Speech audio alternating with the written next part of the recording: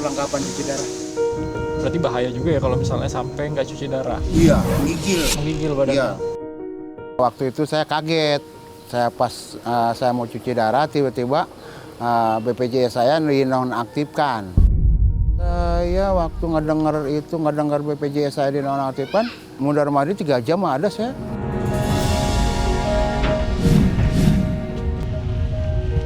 Ya kalau ada kita yang sakit atau anak istri, kemungkinan kalau kita lagi ada duit ya kita bawa ke puskesmas, kalau nggak ke klinik yang berobat ke puskesmas bayar untuk umum, sedangkan kalau nggak punya duit ya paling cuma berobat warung aja.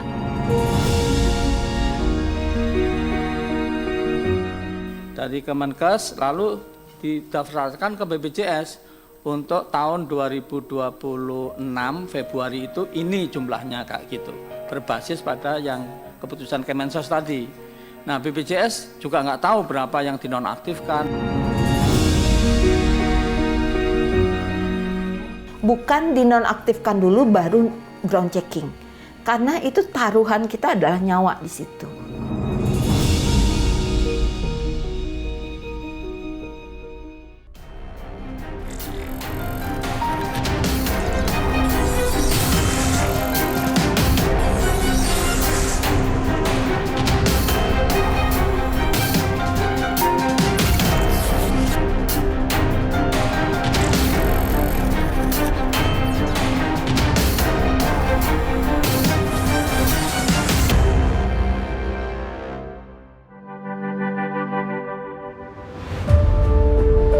Pemerintah menonaktifkan secara mendadak sekitar 11 juta peserta PBI alias BPJS Subsidi Kesehatan. Hal ini menjadi kisruh lantaran nyawa pasien jadi taruhan. Kehidupan ekonomi yang sudah kurang, hak kesehatan pun menghilang. Lantas, apa di balik kisruhnya penonaktifan PBI alias BPJS Subsidi Jaminan Kesehatan? Berkas Kompas mengulasnya kali ini.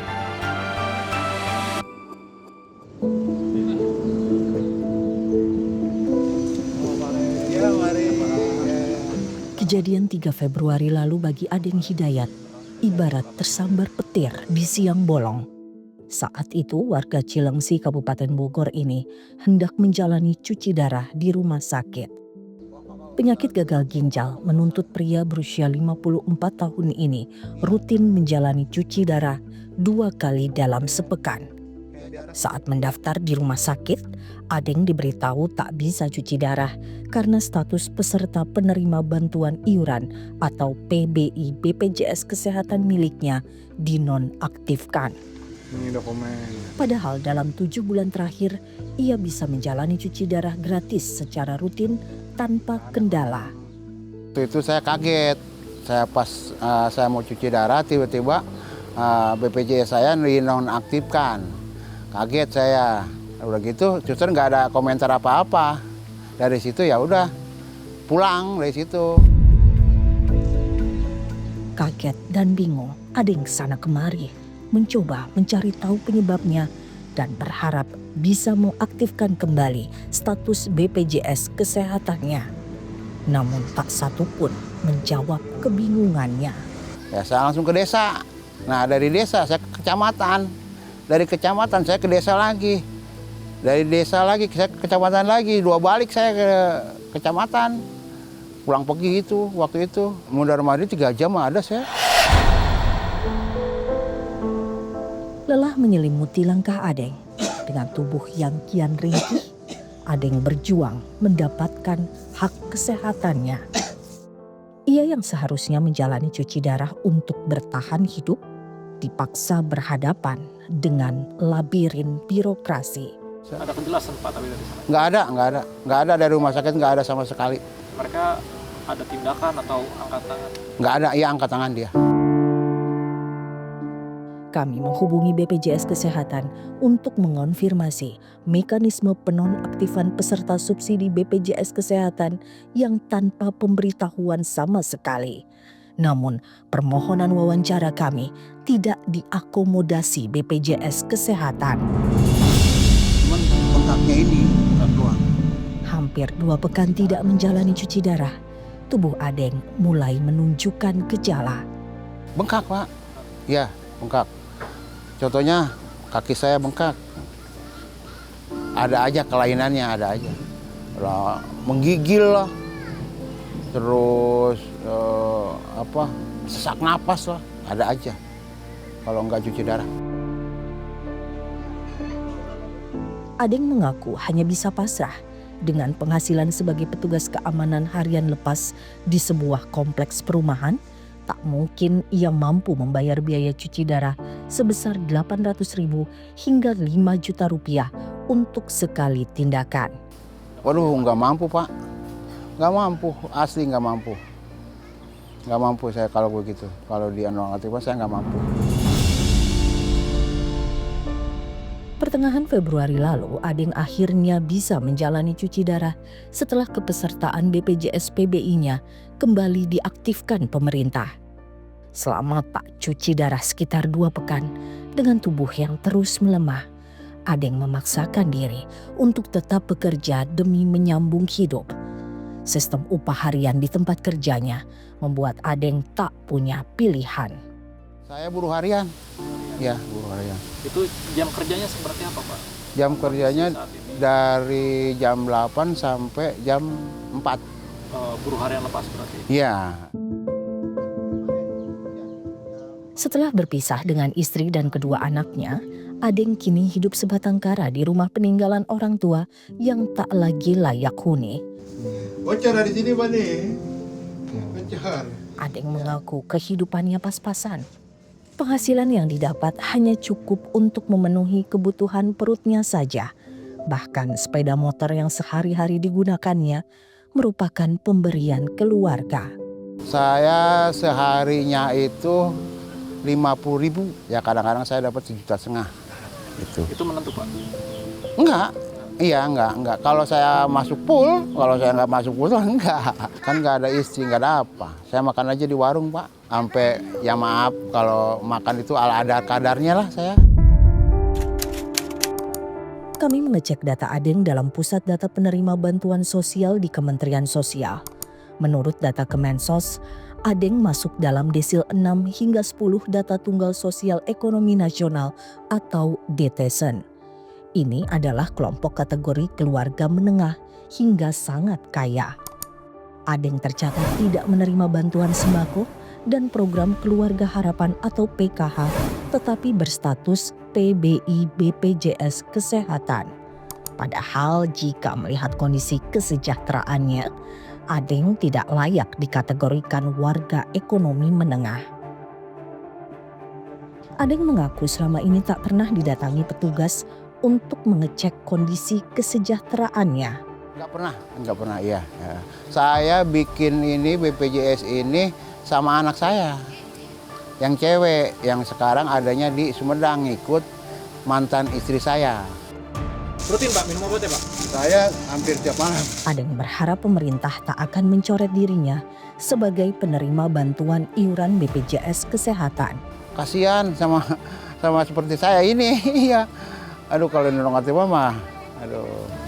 Karena dari Bapak sendiri pun Sangat, iya, sangat membutuhkan banget ya, betul Pak, betul. Masih ada puluhan juta warga miskin yang tidak menerima bantuan iuran BPJS Kesehatan. Bagaimana nasib mereka? Ya kalau ada yang sakit atau anak istri, kemungkinan kalau kita lagi ada duit ya kita berobat ke puskesmas bayar untuk umum. Sedangkan kalau nggak punya duit ya paling cuma berobat warung aja.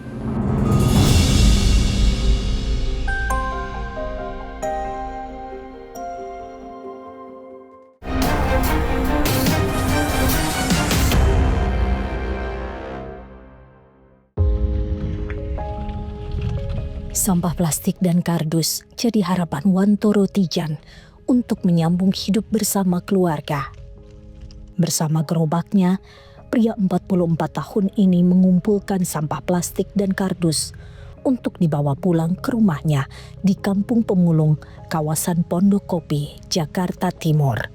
Nama Wantoro pekerjaan pemulung. Kalau untuk usaha kayak gini ya kita ibaratnya mutar-mutar aja di mana jalan, di mana ada tong sampah, ya itulah. Ya ibarat kayak kita begini adalah sampahmu adalah hartaku. plastik dan kardus itu kemudian dikilokan dan dijual ke pengepul. Nggak menentu ya. Kadang seminggu itu kita paling banyak itu di antara 400, kadang kalau lagi ini paling sekitar 250-an per minggu. Itu tentu Pak atau gimana? Ya nggak pasti juga, ya kita kadang-kadang ada rezeki sampingan, entah nemu duit di jalan, entah disuruh orang, tak ada yang ngasih. Rumah yang ditempati Wantoro bersama istri dan anak semata wayangnya hanyalah bedeng berukuran 5 x 3 meter yang disediakan bos pemilik lahan di Kampung Pemulung. Sudah 5 tahun Wantoro dan keluarganya tinggal di kampung tersebut. Ia salah satu dari sekitar 45 keluarga pemulung yang tinggal di sana. Ya namanya kita sebagai pemulung ya bedeng ya, itu aja difasilitasin sama bos apa. Ya kalau hujan ya kalau bocor ya udah biasa lah tempat bedeng. Setahun lalu, berkat pendampingan dari sebuah yayasan sosial, Wantoro akhirnya memiliki KTP Jakarta. Ia dan keluarga secara resmi tercatat sebagai warga di wilayahnya. Namun, meski sudah setahun berstatus sebagai warga Jakarta, Wantoro tak pernah merasakan bantuan pemerintah yang menjadi haknya. Ketika kami mengecek data Wantoro di laman Data Tunggal Sosial dan Ekonomi Nasional atau DTSN Kementerian Sosial, tak ada bantuan sama sekali bagi Wantoro dan keluarga, baik bantuan sembako, bantuan program Keluarga Harapan, maupun bantuan iuran BPJS Kesehatan. Nama Wantoro tidak tercatat dalam Desil. Pertama ya untuk ngebutuh pembantuan ya untuk pembantuan pemerintah apa, karena kan hidup kita ini dalam keadaan serba kekurangan. Dari pemerintah sendiri apakah sudah ada misalnya bantuan dari atau meninjau secara langsung dari titik rumah Bapak? Setahu saya selama ini belum pernah sih. Di tengah kondisi ekonomi yang sulit dan tanpa jaminan kesehatan, rumah sakit jadi hal yang menakutkan bagi Wantoro. Apalagi kalau bukan karena biaya. Itu lalu kalau misalnya waktu-waktu dari keluarga ada yang sakit, itu gimana Pak untuk? Ya kalau ada yang sakit atau anak istri, kemungkinan kalau kita lagi ada duit ya kita bawa ke puskesmas, kalau nggak ke klinik yang berobat ke puskesmas bayar untuk umum, sedangkan kalau nggak punya duit ya paling cuma berobat warung aja. Kalau pas lagi nggak pegang duit sama sekali ya mau nggak mau kita pinjam sama bos atau sama tetangga. Jika ada anggota keluarga yang sakit parah, Wantoro lebih memilih pulang kampung. Di kampung, ia bisa berharap bantuan biaya berobat dari sanak saudara. Saya minta tolong diperhatiin masyarakat kecil kayak model kami. Sewaktu-waktu sakit apa supaya bisa dapat berobat gratis gimana gitu. Sedangkan kayak model kayak kami ini, rakyat-rakyat kecil ini, jangankan untuk biaya berobat, untuk makan sehari aja kadang-kadang ya gimana gitu harus cari. Yayasan RB, yayasan sosial yang berkiprah di Kampung Pemulung tempat Wantoro tinggal, kerap mengupayakan agar keluarga pemulung mendapatkan hak-haknya dari negara.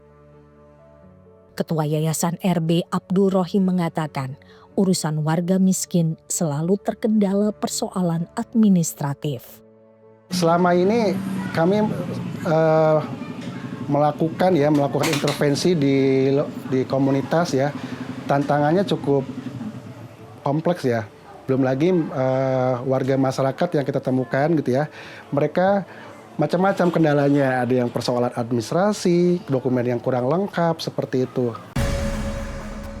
Pemerintah mengeklaim terus memperbarui data warga miskin. Namun tetap saja ada yang tidak terlindungi. Kita temukan 54 juta lebih ya, mereka berada di desil 1 sampai 5 yang belum menjadi peserta PBI.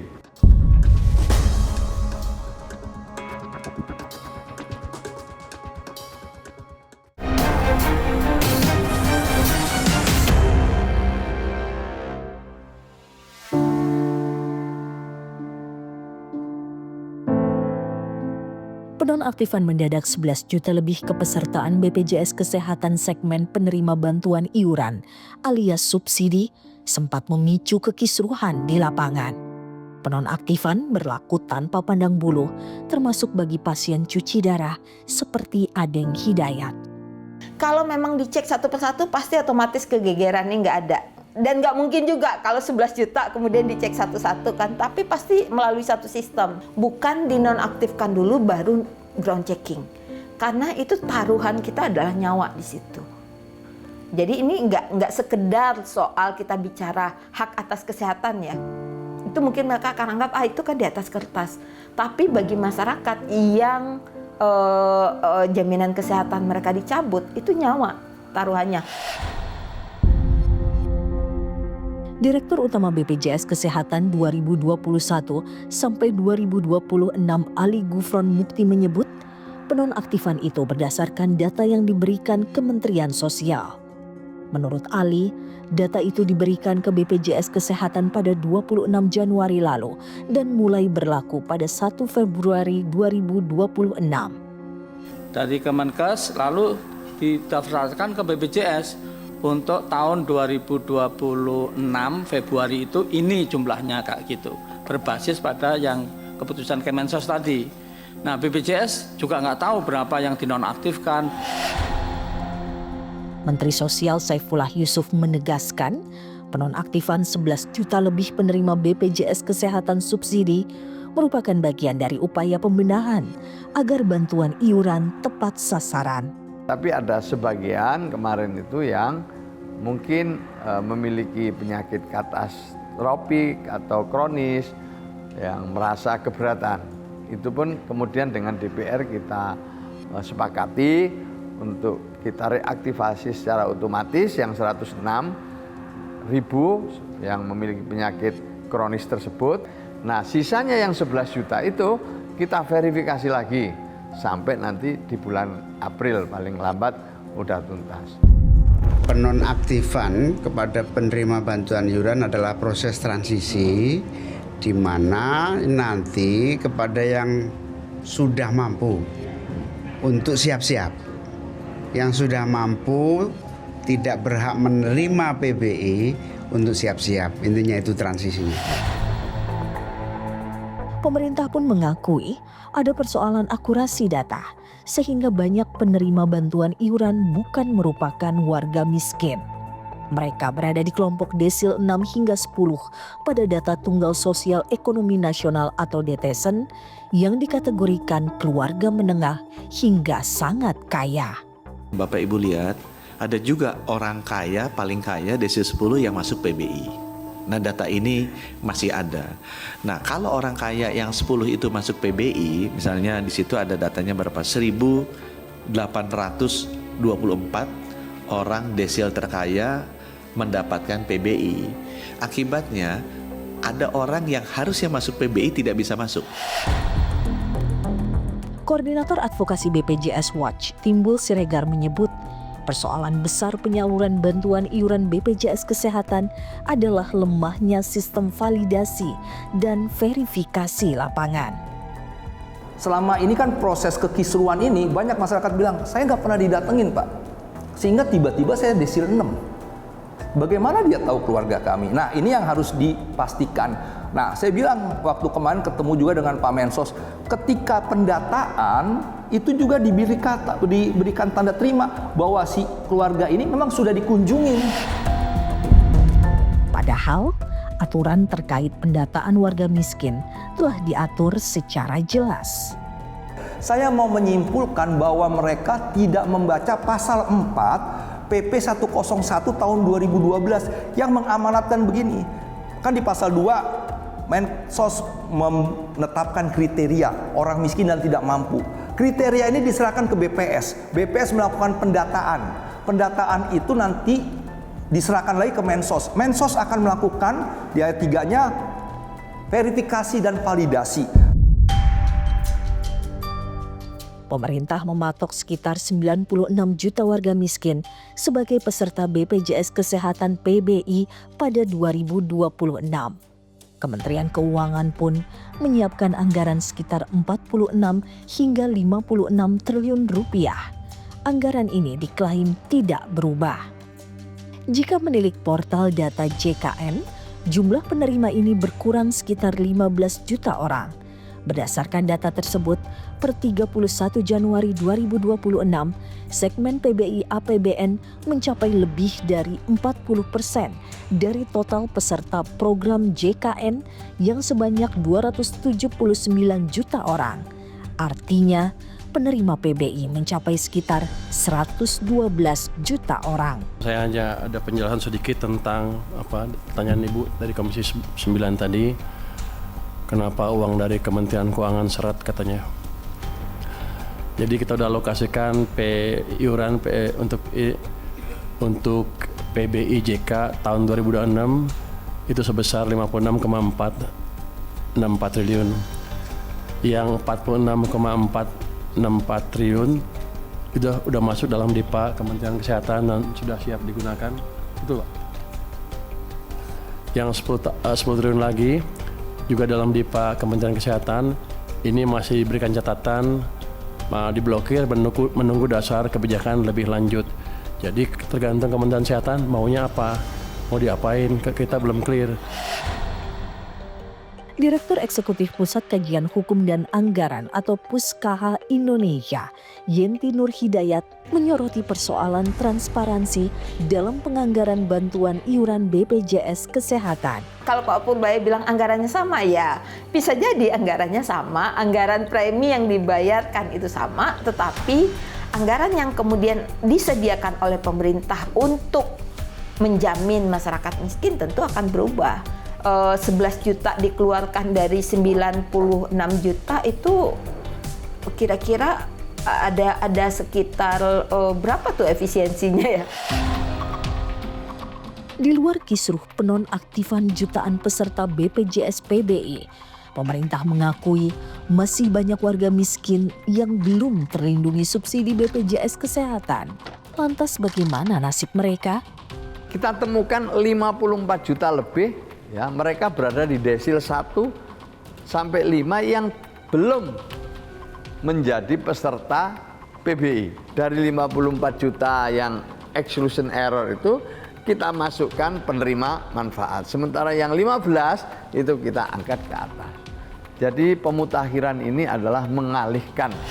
Harusnya kan 111, tapi kan tidak dijalankan. Memang kalau 111 artinya APBN harus menganggarkan pembayaran iuran itu lebih dari 48,7 triliun. Kalau yang 96,8 juta kan kali 42.000 kali 12 bulan kan 48,7 triliun. Kalau dia dinaikkan menjadi 111, ya konsekuensinya harus naik. Nah, demikian juga di 2024. Tapi kan 2023, 2024, 25 dan 26 sekarang masih 96,8. Nah, tentunya anggaran dari yang 11 juta yang sakit bisa otomatis, dari 54 juta yang sakit bisa lanjut, itu ada cadangan dananya sebenarnya. Karena di APBN 2026 ditambahkan 20 triliun untuk cadangan bagi JKN dari Kemenkeu. Pada akhirnya, kesehatan bukan sekadar barisan angka dalam sistem birokrasi, melainkan detak jantung manusia yang tak boleh berhenti hanya karena selembar administrasi.